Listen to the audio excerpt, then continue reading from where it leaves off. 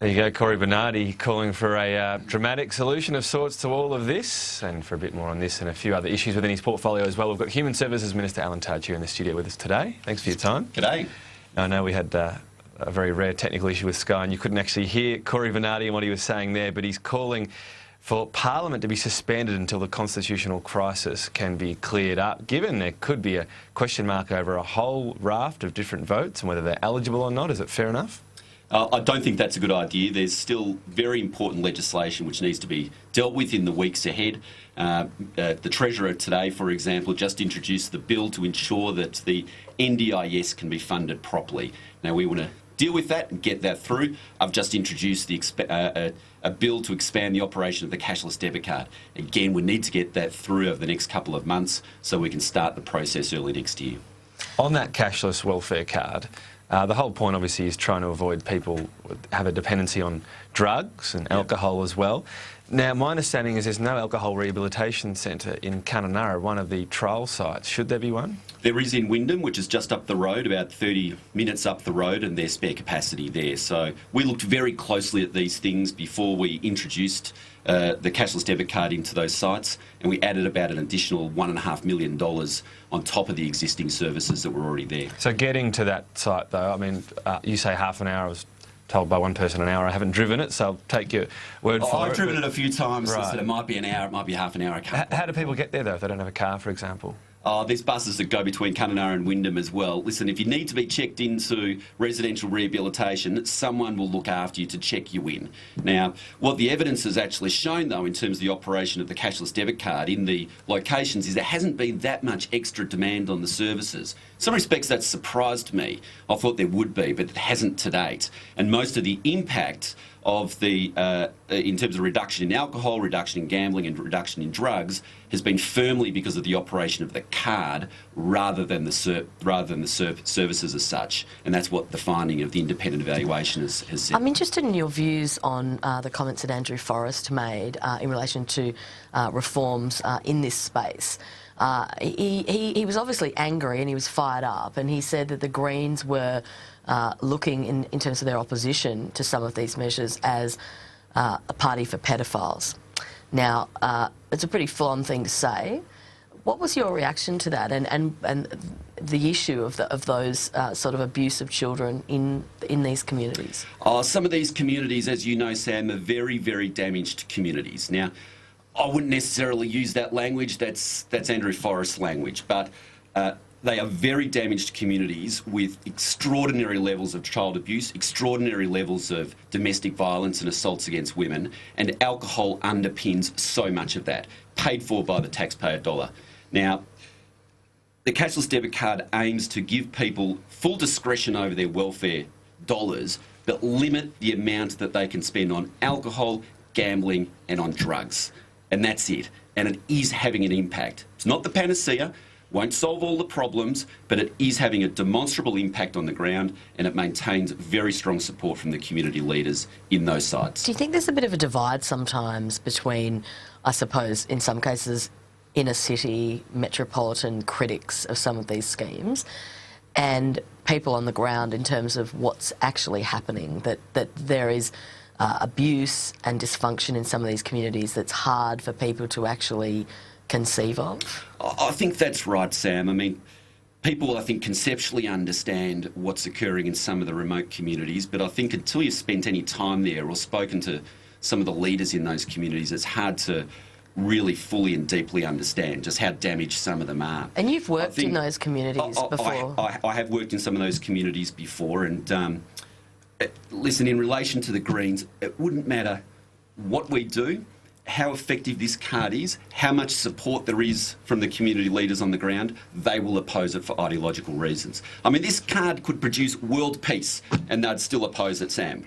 And because they are just blindly, ideologically opposed to it. And frankly, I don't care. We're working with the community leaders. We're working with the crossbench and the Labor Party to ensure the legislation goes through, and we want to make a difference on the ground. That's what this is about. Despite everything you'd read and you'd worked in government and so on, when you went into those communities, did you ever see anything that genuinely shocked you in terms of domestic violence or child abuse?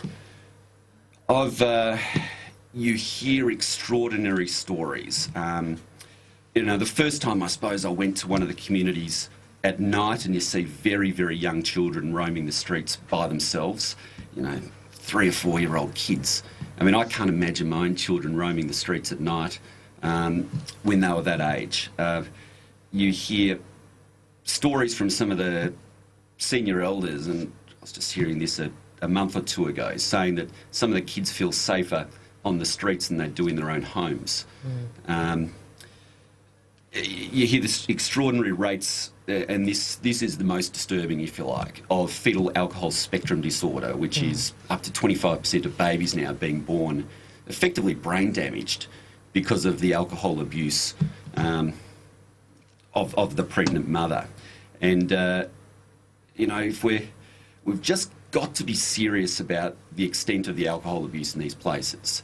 And if we don't get on top of it, we're going to be struggling to make progress on any other front, in my view. And that's what this card is about, because nearly all of the alcohol being consumed is paid for by the welfare dollar. And the welfare dollar was never there to support an alcohol habit. It's there to support your food, your clothing, your shelter, your transport. Not for drugs and alcohol. But there's also questions about the scheme and the cost of it. I mean, how much does every card effectively sort of cost the government, and then who owns it? Who owns the infrastructure and the IT, I suppose, of that? Yeah, so there's been quite considerable upfront costs, because in essence this is a world first trial that we've been doing, and then you have ongoing operating costs. Now, the operating costs, you know, this is paying for the call centres, for the IT, for a lot of the processing costs. You've still got people on the ground who are dealing with as well. So it's not inexpensive, but also as we have more people come on board, it gets cheaper and cheaper. But how much is it per card? Do you know? Well, it's I'd have to come back to you with the precise figures of what it is now, particularly as we roll out to the new sites. As I said, it's coming down the scale curve, and will be, once you get to full scale, it'll be a few $100s per card, and it's a little bit more than that still at the moment. What about, there's a coronial inquiry at the moment raising some concerns. One person putting forward there might be some sort of a link to suicide to this program, the stigma of it amongst other things. What's your reaction to that?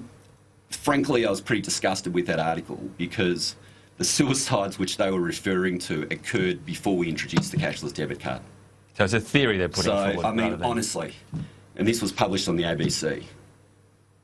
So the suicides occurred before we introduced the card. So how can the card be responsible for the suicides? Yeah, I accept, you know, absolutely correct. But the theory that there could be a stigma... You know, part of the reason the community leaders have said to me that they wanted the cashless debit card in their locations was because of some youth suicide, because of the desperation that they have.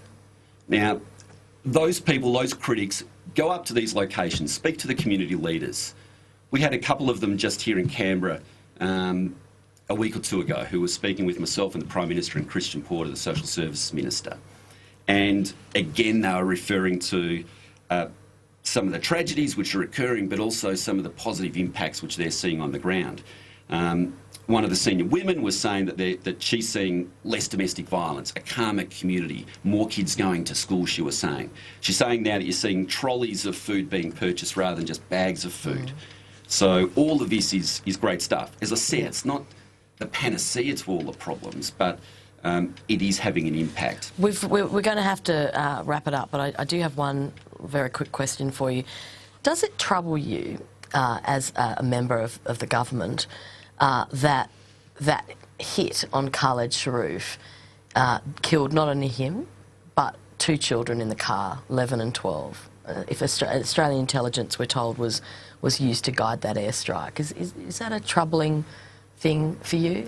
I'm not going to lose sleep over the fact that he has been he's been killed. I mean, he was a terrorist and wanted to cause very significant damage on innocent people. I'm not aware of the details of this. I'll leave the further commentary up to the Defence Minister and the Attorney General and Foreign Minister. But there's that principle, isn't there, of whether we can justify taking out Khaled Sharoof and children as well. So again, I'll leave the further commentary to the Foreign Minister, the Defence Minister, the Attorney General in relation to this. I'm just not across the details of this particular one. All right, Human Services Minister Alan Tudge, thanks for your time today. Thanks, Tom. Thanks, Sam.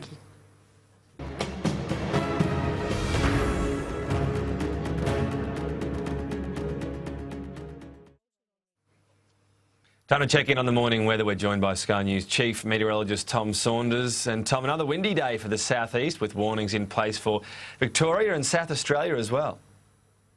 Tom, good morning. Once again, a vigorous westerly airstream over southeastern Australia. The warning is for the South Australian coastline, including Adelaide, gusts up to 90 kilometres per hour. Also a warning for the southwest corner of Victoria.